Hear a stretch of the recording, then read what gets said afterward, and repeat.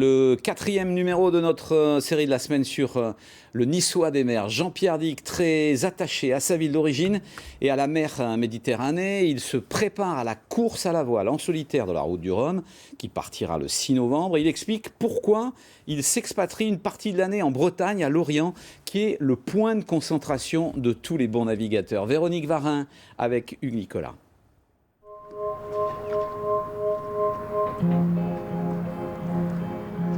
Même si mon cœur est niçois, l'efficacité et les résultats font que c'est bien d'être ici dans le cœur de la voile de course au large.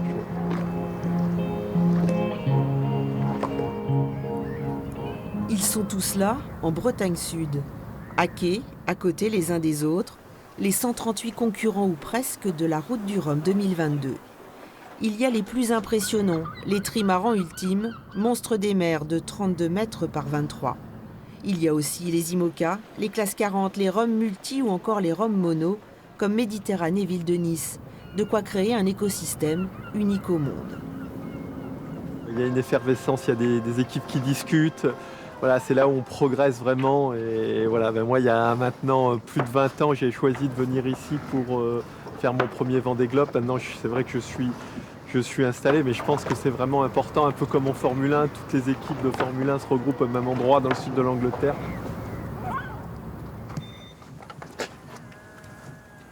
Et surtout, pas que ça casse, quoi, parce que si je me prends un fort coup de vent ou une tempête, il faudra que le truc y tienne, quoi. Donc, Il y a comme cela des accessoires que les coureurs ne prennent pas le risque de faire eux-mêmes.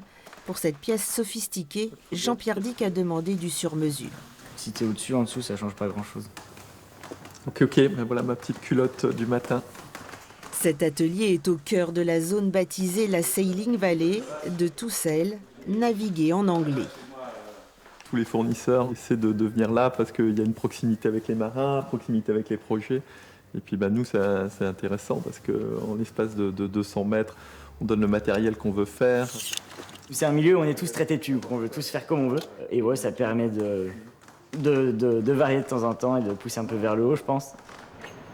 Espionner est peut-être un terme un peu fort, mais chaque skipper regarde ce que les autres concurrents font, particulièrement ceux de la même catégorie.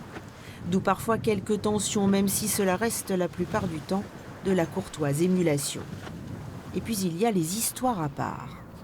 Ok, ça va Giancarlo? Alors, Tout va bien? ouais. Et toi? Nickel, tu es prêt? Ouais. On va voir ton bateau 2 secondes. Ouais. Ce bateau, c'est l'un des anciens IMOCA de Jean-Pierre Dick que Giancarlo Pedote lui a acheté en 2019. Moi, je change pas.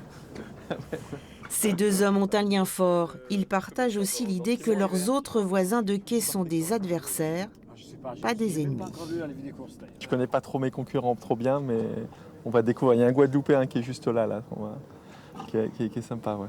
Moi, si je peux dire quelque chose par son projet, je le dis volontiers. Et lui, bien sûr, s'il a des conseils à me le dire, je pense qu'il ne va pas me les cacher. Et donc, non, moi, j'aime bien partager. Je trouve que c'est une démarche plutôt sympa et que ça va dans le bon sens. Bon, bonne chance. Toi aussi, Jean-Pierre. Bye bye. Merci, bye. On se voit à Saint-Malo. Bien sûr. Saint-Malo que tous les skippers devront avoir rejoint avant le 24 octobre pour un départ de la Route du Rhum 2022, donné le 6 novembre.